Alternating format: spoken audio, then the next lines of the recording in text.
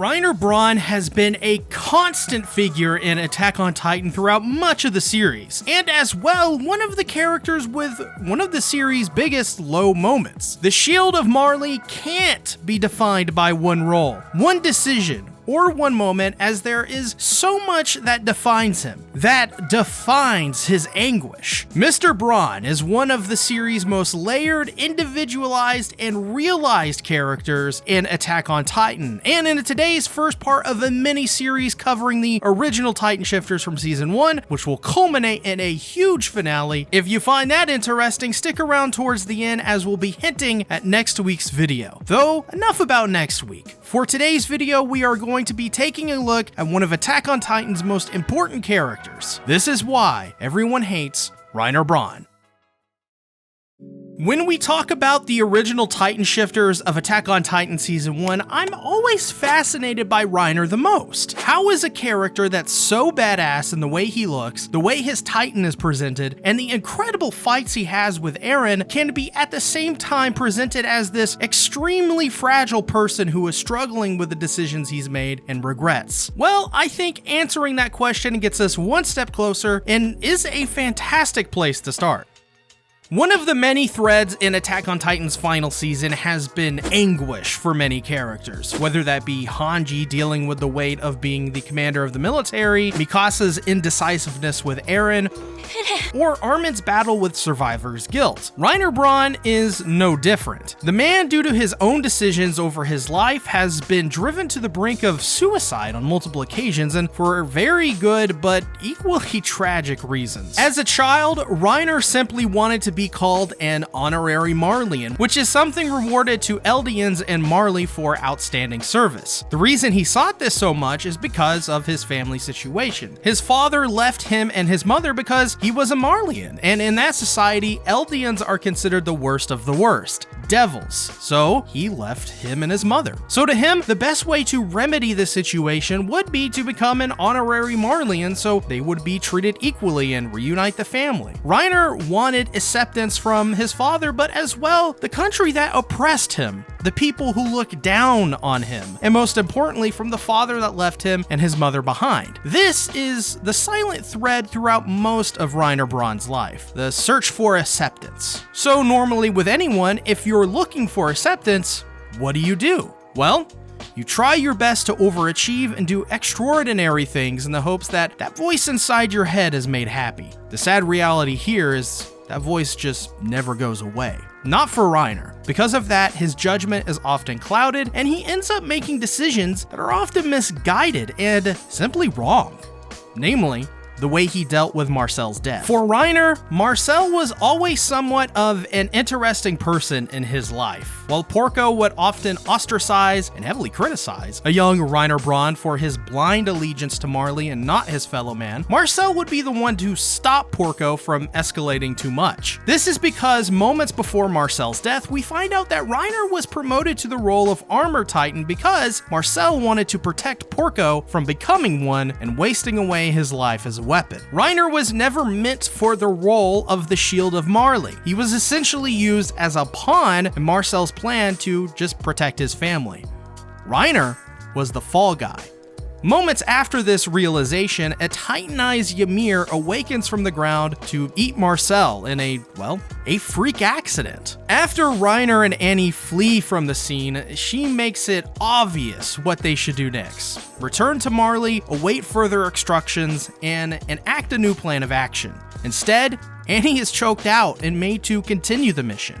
Annie was previously beating the absolute life out of Reiner, but at the end of the day, Reiner failed to understand Annie and in turn failed everyone on his team. If Reiner knew Annie's pragmaticism and her tactical nature of thinking, he would be able to see the right decision. Instead, Reiner is tunnel visioned on completing the mission that at this point is severely hamstrung by just a freak accident. While I can understand Reiner feeling like if he returned they would be fed to other soldiers or something equally as worse, I don't think that would have been the case here. That being said, what happens next is one of Reiner's biggest mistakes. Reiner with Burrito Looper, with a new plan to smash a hole in the walls of Shiganshina district in an attempt to finish the mission of flooding out the founding Titan, fails. Instead, what they end up doing is creating the world's most terrifying villain, Eren Yeager. Reiner was solely responsible for continuing the mission, and thus the death of Eren's mother, which would result in Eren joining the Survey Corps to wipe out all of the Titans from existence. This fiery hatred would eventually lead to many confrontations between Reiner and Eren throughout much of the series, and one of the best rivalries I think this series has. That being said, Reiner possibly takes the biggest L of the series here, and each and every time they make a confrontation. This would eventually lead to a baffling decision to have himself, Tall Paul, Annie, and Ymir go undercover in the Survey Corps to flood out the Founding that way. We know how this one goes. Reiner fails again, and instead emboldens Eren's resolve and reveals to the enemy that there are more Titan shifters and something more mysterious going on outside the walls. Reiner, in the pursuit of acceptance, has in turn only turned his comrades against him. As well, emboldened a whole island as they get one step closer to uncovering the truth of their place in this world, and earning the hatred of Eren and Paradis' military. Oh, let's rewind the clocks a little bit. Let's go back to Trost, the Battle of Trost. I think the moment which solidified the idea of his comrades being against Reiner's leadership is how he handled Marco's death. This moment not only has haunted everyone involved, but as well Reiner himself, causing him to develop a split personality. Though when we begin to break it down, it reveals itself as one of the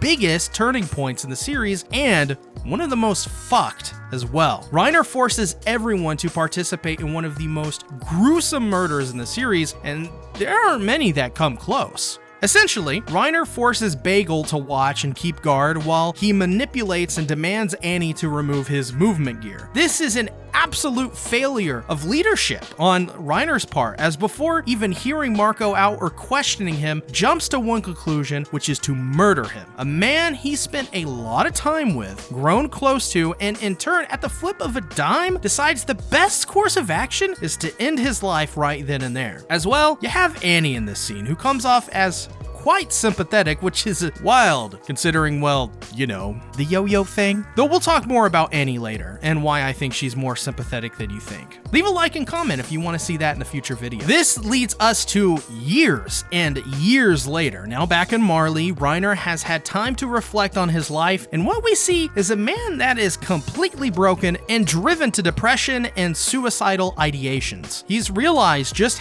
how wrong he was, and we can see that moments before Willy Tyburn's declaration of war. In his meeting with Kruger, now revealed to be Eren Yeager, Reiner laments his past deeds and begs for Eren to kill him now as a pretense for his crimes against him and his family. I find it so poetic that the Armor Titan, the shield of Marley, the hope of their military, one of their most important soldiers, is buckled under the pressure of his actions and on his knees for Eren to behold, and how he is a completely broken man. He's finally starting to come to the reality of the situation, the reality of his life, what he's done to turn everyone away from him. Annie hates him and is in a crystal somewhere. Big Breakfast is dead. He murdered Marco. He betrayed Eren. He betrayed the Survey Corps. And for what? In the end, the cause he was fighting for, the acceptance of the government that oppressed him in the end, were never going to care anyway. They would never accept him.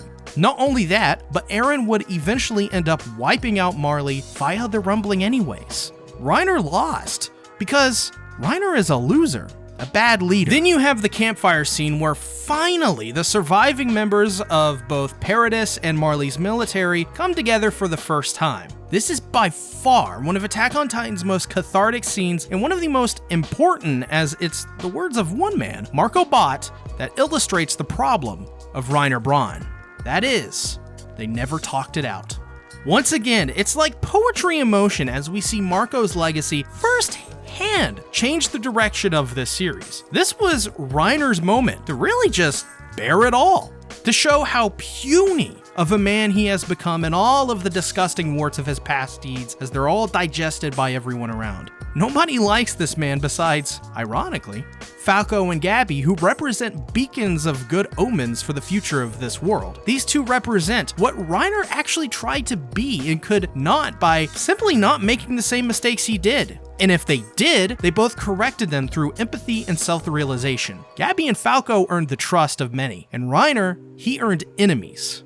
and self-loathing. But it is important to mention that while Reiner cannot be forgiven for his horrible actions, that also doesn't mean he can't be on the road to redemption himself either. I think I speak for most people in saying that really, you just want to see Reiner happy. While Reiner may be one of the most hated people in Attack on Titan, his character is ripe for change. And with him finally on the right side and now taking those steps to realize his errors and shortcomings, I think that the only thing left for Reiner Braun is to accept what he has done and try his best to move on. Right now, Reiner is stuck in a cycle of anguish because he can't live with himself for his awful deeds. Hell, he can't even cope with them. I think it's rather interesting when John says he'll never forgive Reiner because in my opinion, Reiner is unforgivable. And he's right for treating him that way. He killed Marco. He forced Annie and ibuprofen to help. He simply was out of his depth and made some grave and terrible decisions. That being said, Reiner isn't above forgiving himself, and that may be the key to finding his happiness again. Reiner can't make up for what he did to Annie, but he can make sure to try his hardest to repent for his horrible actions. He can't turn back the clock, he can't stop the death of Carla Jaeger, but he can aid the what's left of humanity in stopping a monster that he had a hand in creating. He's the Armor Titan after all, the shield of Marley, the shield of, at this point, humanity. And it's funny, for a man who controls one of the most formidable titans with insane defense, Reiner is one of the most isolated, hurt, and vulnerable people in the show. That to me is really what sticks out with Reiner Braun. Everyone hates Reiner simply because he's a man who writes checks that can't be cashed. He's a horrible leader, has horrible decision making, and most importantly of all is the most insecure in a role that needs total control of one's emotions. He's the wrong man for the job, and to quote Porco in his final moments, he was always better anyways, because Reiner at best is a man that is given something out of pity, not because he was special to begin with, unlike the man who mirrors him, Eren Yeager. Making this video has shown me how great Reiner Braun as a character is. From humble beginnings, he was dealt a deck of cards no man would be envious of, but he made the best of it. He ended up achieving all that he desired, but in the end, just couldn't accept himself and rest on his accomplishments. He had to keep going further and further. That to me is something really interesting because it's such a relatable story to many people in my life and myself as well. As a content creator, I find this concept that Reiner struggles with so applicable to my job. So when I started diving deep into his character, I found that I love this guy for what he represents. Everything always has to be better and better for Reiner, always trying to appease this voice inside his head and that he's just not good enough. That's just a human thing in all of us. And it's for that reason I've fallen in love with Reiner's character after making this video. And I hope you guys as well appreciate Reiner just as much as I do now and at least understand just a little better where Reiner Braun is coming from. This transitions into the next character we'll be covering in this awesome miniseries. It will certainly be a colossal undertaking. So here is just a hint for next week's video.